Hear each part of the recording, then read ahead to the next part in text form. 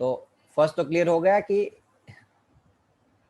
Continuous होने का reasons, क्योंकि यदि चार्ज इलेक्ट्रिक फील्ड कंटिन्यूस होगी तो उसके ऊपर या कहीं इसके बीच में जो लगने वाला फोर्स है वो कंटिन्यूस होगा। फोर्स कंटिन्यूस होगा, इसका मीनिंग कि चार्ज जो मूवमेंट करेगा वो कंटिन्यूस मूवमेंट। कभी ऐसा तो नहीं होगा कि यहाँ तक चार्ज आया, बाद में गुम हो गया और यहाँ से वापस आना स्टार्ट कर दिया, आया गुम हो गया वापस यहाँ आ जाएगा, ऐसा हो नहीं सकता कभी। ओके, वो मूवमेंट भी कंटिन्यूस होती है, फोर्स भी कंटिन्यूस होता है, तो फील्ड भी कंटिन्यूस ही होगी। सेकंड नंबर का आंसर तो पता ही होगा, क्यू क्रॉस नहीं करती। यदि क्रॉस करेगी तो एक ही पॉइंट पे दो डायरेक्शन मिलेगी, which is not possible. Already explain किया हुआ है थियरिकल लेक्चर्स में। ओके बच्चों, हाँ ना तो बोलो। हाँ 8 नंबर हाँ ना बोलते जाओ तो एटलीस्ट मुझे पता चले कि आगे एक्सप्लेन डिटेल में करूँ कि आगे स्किप करूँ, तो यानी कि टॉपिक आगे बढ़ाओ। 2 point charge are located 20 centimetre apart. दो चार्ज है 3 माइक्रोकूलम एंड -3 माइक्रोकूलम, दोनों के बीच का डिस्टेंस दिया हुआ है 20 centimetre. What is electric field at the midpoint O of the line AB joining the two charge? ये जो बीच वाला कोई पॉइंट ले लेते हैं, वहां electric field B, electric field कितनी होगी? याद करो, ऐसे तो बहुत सारे सम हमने किए, थोड़े अच्छे से बना देता हूँ ये। बच्चों इस पी पॉइंट की बात करो तो ये पॉजिटिव चार्ज है, तो यहाँ से इलेक्ट्रिक फील्ड की डायरेक्शन ऐसे होगी, बाहर निकलती हुई, है कि ना? हाँ। अब ये नेगेटिव चार्ज है तो कॉमन सेंस एक नेगेटिव के भी अंदर एंटर हो रही होगी। अंदर जाती है। तो यानी कि यदि पी हाँ। पॉइंट की बात करूं और मिड पॉइंट है, तो दोनों की इलेक्ट्रिक फील्ड पी पॉइंट पे सेम डायरेक्शन पे है। हाँ। सेम डायरेक्शन में तो क्या होती, ऐड हाँ होगी। सर।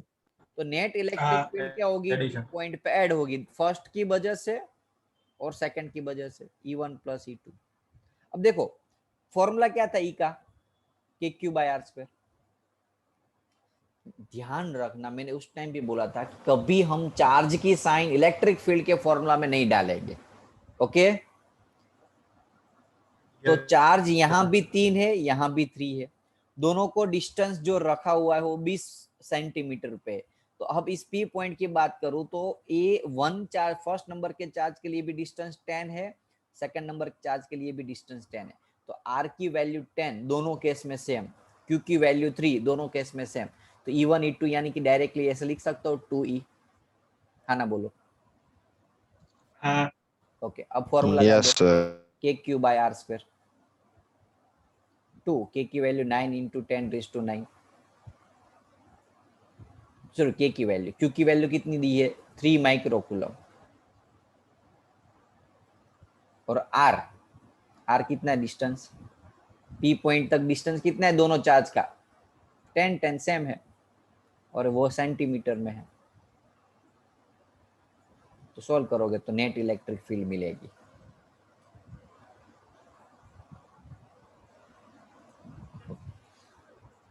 શું ડાઉટ છે બેટા હર્ષ?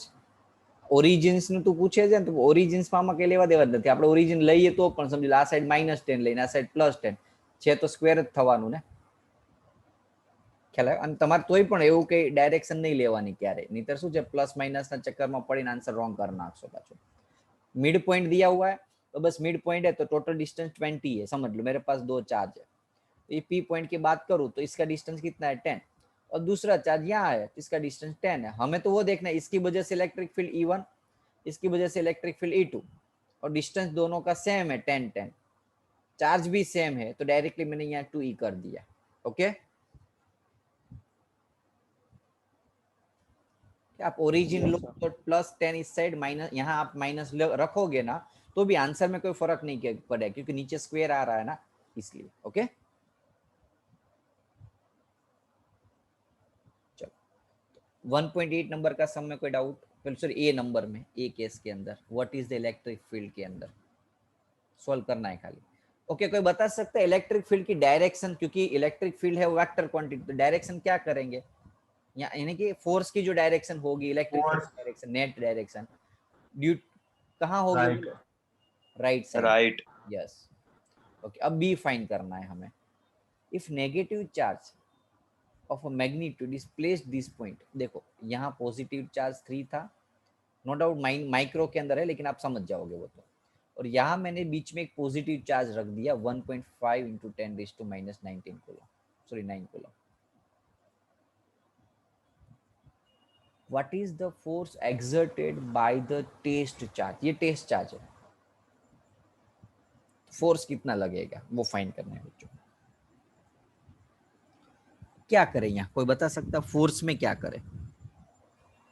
E is equal to F upon Q। Common sense. अब वो फॉर्मूला नहीं डालेंगे कि भाई इसका फोर्स और इसका फोर्स, क्योंकि हमारे पास नेट इलेक्ट्रिक फील्ड है।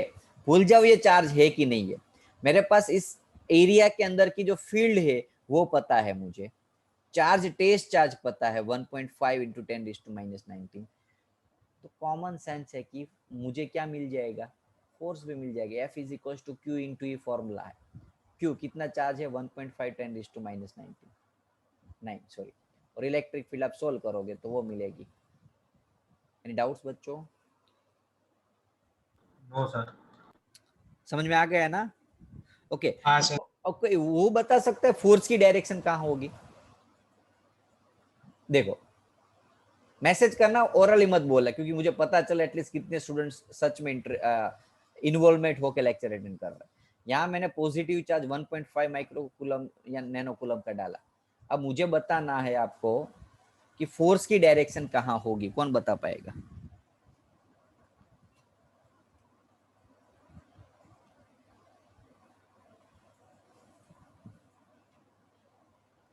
Okay, toward the right, yes सही है। ये पॉजिटिव चार्ज है तो पॉजिटिव तरफ अट्रैक्ट हो गए। पॉजिटिव चार्ज ही था कि नेगेटिव बीच में रखा है हमने? अरे sorry sorry sorry sorry, negative charge है, नेगेटिव है, गलती की। तो +3 नेगेटिव है, वो मैंने भूल से पॉजिटिव बोला लेकिन नेगेटिव है। अब आंसर बताओ, सॉरी।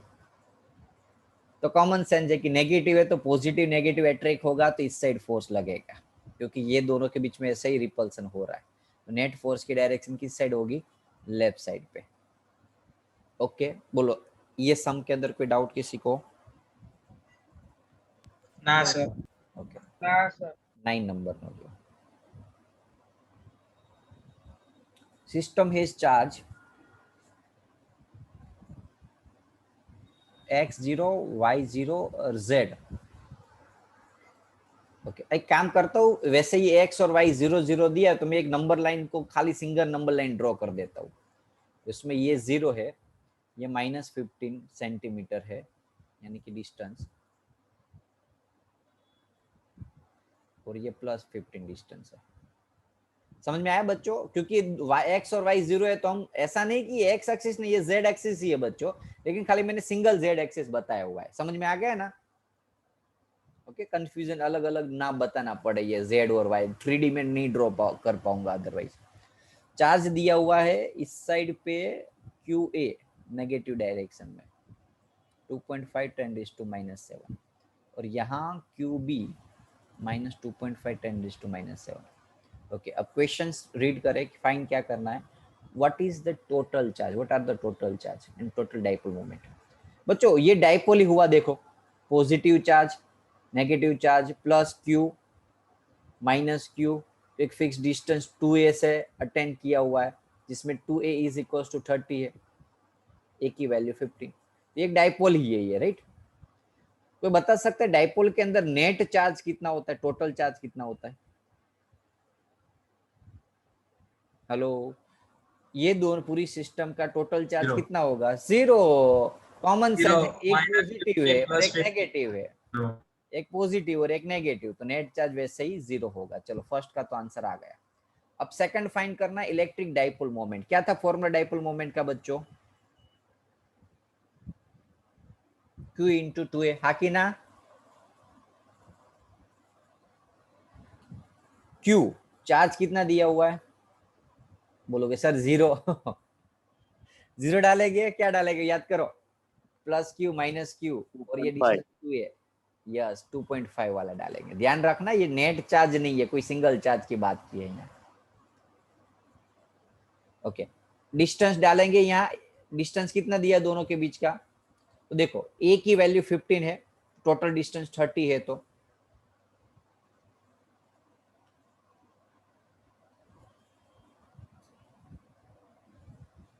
ओके, हर्ष क्या डाउट है बेटा, बोल तो। नेट फर्स्ट वाળું છે ને बेटा नेट चार्ज और टोटल चार्ज एक ही तो हुआ। नेट चार्ज और टोटल चार्ज एक ही टर्म्स है बेटा, खाली अलग अलग उसके वर्ड अलग अलग है। क्लियर? हाँ कि ना? Yes sir. Okay, total charge और नेट चार्ज एक ही टर्म्स है, कोई अलग अलग टर्म नहीं है। याद करो एडिटिविटी लो, सॉरी एडिटिविटी लो क्या क्या था, चार्ज की प्रॉपर्टी जो थी उसमें फर्स्ट क्या था, कौन सा लो? एडिटिविटी लो था ना? बधानो सम हाँ, करिए तो नेट चार्ज। तो उसका जो सम्स होता है वो हम क्या करते हैं, एल्जेब्रिक सम करते हैं, याद आया? तो हम एल्जेब्रिकली एडिशन करना है, ऐसा नहीं है करना है भाई ये +15 है ये -15 है तो हम 30 कूलम नहीं लिखेंगे। जो प्रैक्टिकली जो ऐड होता है या थियरिकली जो ऐड होता है ऐसे ही ऐड करेंगे भाई, +50 -30 तो 0। ओके, तो इसके हिसाब से नेट चार्ज जो होता है, जो कैलकुलेशन करना होता है वो एल्जेब्रिकली ऐड होता है, तो एक पॉजिटिव नेगेटिव इसलिए 0। चलो, तो यहाँ डिस्टेंस बच्चों 15 सेंटीमीटर दिया हुआ है, सेंटीमीटर है तो मीटर में कन्वर्ट कर देता हूं मैं आपको। हाँ कि ना? हाँ 2 इंटू ए की वैल्यू कितनी है 2a, या तो आप 30 भी लिख सकते हो डायरेक्टली, यदि डायरेक्ट 2a की जगह आप 30 लिखो तो भी एक ही है, आंसर एक ही आएगा। चलो, इस सम में डाउट कोई 9 नंबर में? ना सर। ओके बच्चों, डाउट लेके ना लेक्चर एंड नहीं करना है, किसी को भी कोई भी डाउट हो ना तो पूछ लेना है। ओके, क्योंकि यदि आप डाउट लेके लेक्चर्स में जाओगे ना, बाद में प्रैक्टिस करना बैठोगे ना तो बहुत टफ हो जाएगा फिजिक्स आपके लिए। मुझे पता है कि जो चैप्टर्स के अंदर मैंने ध्यान नहीं दिया था ना, वो चैप्टर मुझे 2-2 साल तक हैरान करते रहे थे। 2-2 साल, सॉरी 11th 12th में पूरे साल तक हैरान कर रहे थे। समझ में आया कि नहीं? ओके, उस टाइम पे तो क्या 11th हमारा दिवाली के बाद खत्म हो जाता, सॉरी 12th 11th किया ना उसमें 50% सर समझा देते थे सिलेबस, पासिंग मार्क्स जितना, बाद में 12th कर देते थे चालू। तो ऑलमोस्ट 1.5 years हम पढ़ते थे 12th स्टैंडर्ड उस टाइम पे। तो ओके, तो जो चैप्टर्स के अंदर हमने प्रॉपर ध्यान नहीं दिया था वो चैप्टर लास्ट तक हैरान कर दे, तो बेहतर है कि पहले से ही क्लियर कर लो।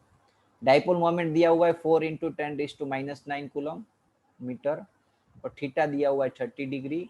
इलेक्ट्रिक फील्ड की मैग्नीट्यूड आपको दी है ई की वैल्यू 5 × 10⁴, और you have to find out the torque. ओ हो, कौन सा फॉर्मूला लगाओ बच्चों? मैं लिखूं बाद में बोलोगे, इन्वॉल्वमेंट रखो या लेक्चर्स के अंदर, ऐसे नहीं लेक्चर अटेंड करते। मैं एक काम करूंगा, आज के 10th स्टैंडर्ड का, आज का नहीं कोई भी एक 10th स्टैंडर्ड का जो बैच है ना उसका लेक्चर्स का रिकॉर्डिंग में भेजूंगा, आपको पता चले कितने स्टूडेंट है ना, सारे स्टूडेंट्स कंटिन्यूअस इन्वॉल्वमेंट रखते, each and every students answer देते। 30 something around student, 30 to 35 something, सारे स्टूडेंटों का इन्वॉल्वमेंट रहता है 10th स्टैंडर्ड वाले का। पहले से मैंने हैबिट डाल दी है, कोई भी नहीं बोलेगा तो उसको लेक्चर्स में निकाल दूंगा। एक मैम को ऐसे बोल देता हूँ, ध्यान रखना कौन कौन आंसर नहीं देता। बाद में आप 12th के बच्चे हो, मुझे ऐसा ना स्टेप लेना पड़े, वो ध्यान देना। पी की वैल्यू, ई की वैल्यू और थीटा वो डाल दोगे तो आपको टॉर्क मिल जाएगा। क्लियर है बच्चों? 10 नंबर का बोलना ना हो तो आप खाली राइट हैंड कर देना, अपना जो ऊपर सिंबल होता है ना यस कर देना, तो एटलीस्ट मुझे भी पता चले स्टूडेंट्स को जा रहा है माइंड। हाँ सर। ओके, थोड़े टाइम के अनम्यूट ना करना हो तो खाली वो सिंबल बता देना। 11th नंबर का है, polythene piece rubbed with the wool is found to have the negative charge 3 × 10⁻⁷ coulomb. तो estimate the number of electron. बच्चों नंबर ऑफ इलेक्ट्रॉन फाइंड करना, क्यू का फॉर्मूला था n × e, हाँ कि ना? चार्ज कितना दिया हुआ है 3 × 10⁻⁷, नेगेटिव में है, चाहो तो आप यहाँ माइनस कर सकते हो। जब यहाँ माइनस करोगे तो आपको यहाँ भी इलेक्ट्रॉन की साइन भी डालनी पड़ेगी। ओके, माइनस के अंदर, या तो दोनों में किसी के भी अंदर ना डालो तो भी चलेगा। बोलो, फर्स्ट नंबर का क्वेश्चन इजी एकदम, नंबर मिल जाएगा आपको कितने इलेक्ट्रॉन गए वो, है ना बच्चों? भाई टोटल चार्ज दिया हुआ है, एक इलेक्ट्रॉन का चार्ज आपको पता है तो नंबर मिल जाएगा ना आपको, total number of charges, total number of electrons. हाँ ओके, ए क्लियर। बी देखो, बी के अंदर क्या दिया, is there a transfer of mass from wool to polythene, wool के अंदर से इलेक्ट्रॉन पॉलीथीन में गए, समझो कितने इलेक्ट्रॉन, इसका आंसर बताओ तो क्या आ रहा है कैलकुलेशन से। 1.87 into 10 raised to 12. पॉजिटिव है ना, हाँ पॉजिटिव हो जाओ से 19 प्लस हाउस है। चलो यानी कि इतने इलेक्ट्रॉन्स वूल में से पॉलीथीन में गए, तो मास कितना ट्रांसफर होगा, तो मास कितना होगा कि एक मास नंबर ऑफ इलेक्ट्रॉन कितने, पहले तो 1.6 इनटू एक इलेक्ट्रॉन का मास। कॉमन सेंस है बच्चों, इजीली पता चल गया होगा सभी को, हाँ ना बोलो। Yes sir. Mass of electron कितना है 9131, तो आपको टोटल मास मिल गया, ये किलोग्राम में आएगा आंसर। ओके, कितने इलेक्ट्रॉन इस साइड गए, तो भाई इतने इलेक्ट्रॉन, तो इतने इलेक्ट्रॉन का मास कितना होगा, तो एक इलेक्ट्रॉन के मास से मल्टीप्लाई कर लो। कोई डाउट हो तो बताओ।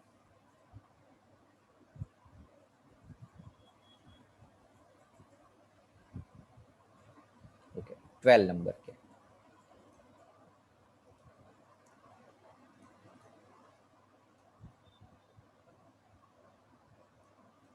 two isolated charge copper sphere A and B,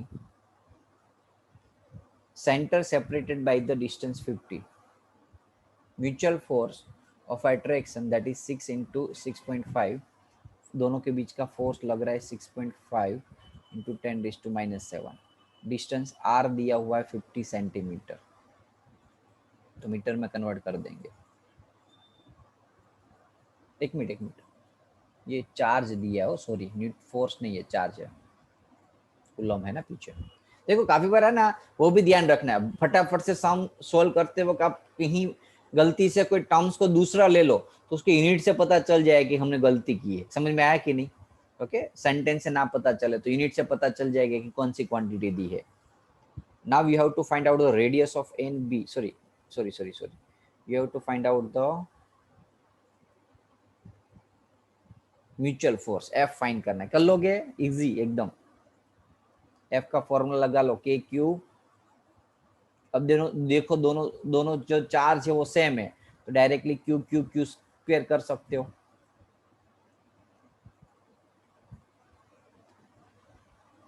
भूख लगी है सभी को, ना सर। तो बोलो यार हाँ ना, तो आर की जगह डाल दो 50 इंटू 10⁻²। कर लोगे ना अब फर्स्ट नंबर का। हाँ सर। ओके, और दूसरी चीज मैंने है ना एक चीज पहले से बता दी, मेरा होमवर्क फिक्स ही है, क्या जो भी टॉपिक या जो भी सम या जो भी न्यूमेरिकल समझो वो 2 टाइम प्रैक्टिस कर देना है। अब ये फिक्स है, अब उसके साथ साथ एक टाइम भी मैं फिक्स कर देता हूँ। जिस दिन मैंने समझाया हो ना जो टॉपिक, उसी दिन आपको भेज देना है होमवर्क। ओके, अब चाहे रात को 2 बजे भेजो या 1 बजे भेजो या 12 बजे भेजो, या दूसरे दिन सुबह 4 बजे 5 बजे 6 बजे या 7 बजे भेजो। उसका भी एक रीजन है, क्योंकि डिस्टेंस सॉरी टाइम जितना गैप ज्यादा हो जाएगा उसमें दिक्कत होगा। नो डाउट आपके स्कूल में कोई बड़ी एग्जाम चल रही है, ऐसा कुछ प्रॉब्लम्स हो तो उस टाइम पे मुझे इन्फॉर्म कर देना, तो मैं चला लूंगा थोड़ा लेट, बाकी ऑलमोस्ट नियर अबाउट उस दिन पे भेज देना है सभी को। ओके, ये याद रखना सारे स्टूडेंट्स। और होमवर्क है ना वो ग्रुप के अंदर भेजना आप स्टार्ट करना, क्योंकि थोड़े दिन है ना क्लासेस की ऑफिस का मोबाइल मेरे यहाँ ऑफिस घर पे रहता है। ओके, तो थोड़ा होमवर्क चेक करना, वो ऑफिस के मैम के थोड़ा टफ रहता है, इसलिए ग्रुप के अंदर मैम को मैंने ऐड कर दिया है, तो उससे ही आपका होमवर्क चेक वो साथ में कर ले। ओके, तो अभी ग्रुप के अंदर ही भेजना, क्लासेस के नंबर पे मत भेजना, क्योंकि थोड़ा वर्कलोड बाद में मेरा बढ़ जाता है, तो वो होमवर्क चेक करना मैं मैम को दे देता हूँ। ओके बच्चों, हाँ ना बोलो। Yes sir. B second number find करना है, what is the force of repulsion if each sphere is charged double the above amount and the distance between them is half। इसका आंसर क्या आ रहा है बताओ, चलो बाद में इसका आंसर निकाले हम, या तो कोई सॉल्व नहीं किया तो डायरेक्ट आंसर देख लो खाली अभी टेम्पररी।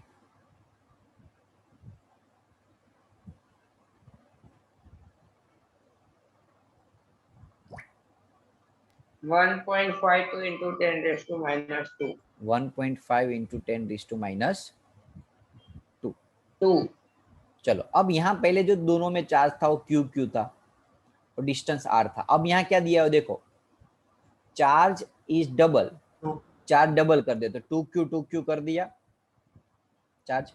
दूसरा डिस्टेंस जो है वो आधा कर दिया, तो डिस्टेंस की जगह हम r/2 डाल देते. तो नया एफ डैश का फॉर्मूला क्या होगा, k 2q और डिस्टेंस r/2. तो 4 बाहर निकल जाएगा kq² और ये 2 से बाहर 4 निकल जाएगा r². ये डिनोमिनेटर का डिनोमिनेटर 4 ऊपर चला जाएगा तो ऊपर 16. तो यानी कि आपको अब सोल्व करने की जरूरत नहीं है, ये kq² अपॉन r² ऑलरेडी आपके पास है ही. समझ में आया बच्चों? Yes sir. 16 गुना हो जाएगा और यदि आपको न्यूमेरिकल में टर्म चाहिए तो यहाँ f की वैल्यू डाल दो, तो आपको फाइनल आंसर नया फोर्स मिल जाएगा, पुराने फोर्स से 16 टाइम्स. कोई सम में डाउट हो तो बताओ. चलो नो सर. बच्चों, यदि दोनों फोर्स, यदि अब देखो मैं दूसरी कैटेगरी देता हूं, दोनों चार्ज डबल कर रहे हैं और डिस्टेंस भी डबल कर रहे हैं, तो फोर्स कितना होगा? चार्ज डबल कर रहे हैं, डिस्टेंस डबल कर रहे हैं, तो फोर्स कितना होगा? डबल नहीं होगा, उतना ही रहेगा, उतना ही रहेगा. ओके, क्योंकि ऊपर 2 to 4 और यहाँ 2r करोगे ना तो 2 का स्क्वायर 4 वो कट हो जाएगा.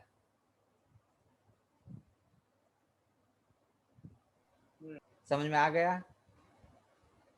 Yes sir. उदित क्या प्रॉब्लम है बेटा, बोल.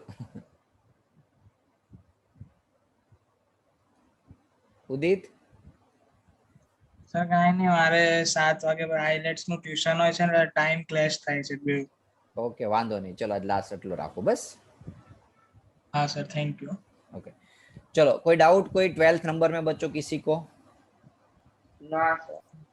तो आज इतना रखे आज. चलो वैसे ये 12 सम है, 2 टाइम प्रैक्टिस कर देना. ओके, कैलकुलेशन ना करो तो चलेगा, खाली मेथड कर देना. एक बार कैलकुलेशन और एक बार नहीं करोगे तो चलेगा. ओके चलो इतना रखते आज. Bye bye sir.